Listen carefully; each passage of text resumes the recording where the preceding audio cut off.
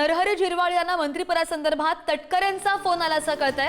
राष्ट्रवादी काँग्रेसकडून नरहरी झिरवाळ यांना मंत्रिपदासंदर्भात फोन आल्याची माहिती आहे। अनिल पाटील, अदिती तटकरेंना सुद्धा फोन आलेला आहे।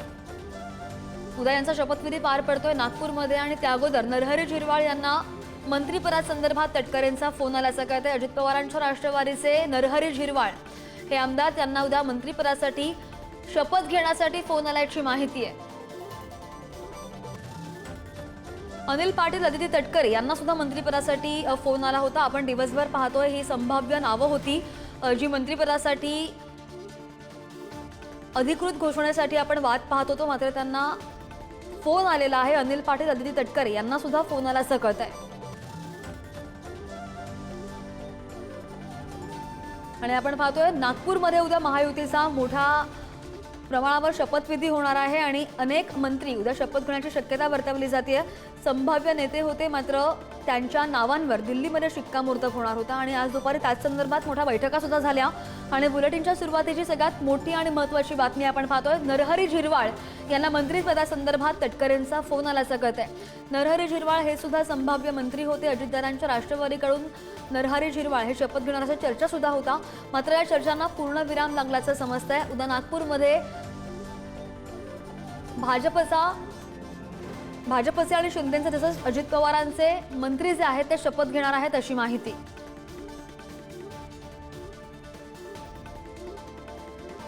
अधिकची माहिती घेऊन आमचे प्रतिनिधी पंकज दळवी आपल्यासोबत आहेत। पंकज, 2 ते 3 दिवसांपासून हे मंत्री प्रतीक्षेमध्ये आहेत की फोन कधी येणार आहे, फोन कधी येणार आहे। अखेर अजित पवारांच्या राष्ट्रवादीकडून जे मंत्री शपथ घेणार आहेत त्यांना फोन आलेला आहे।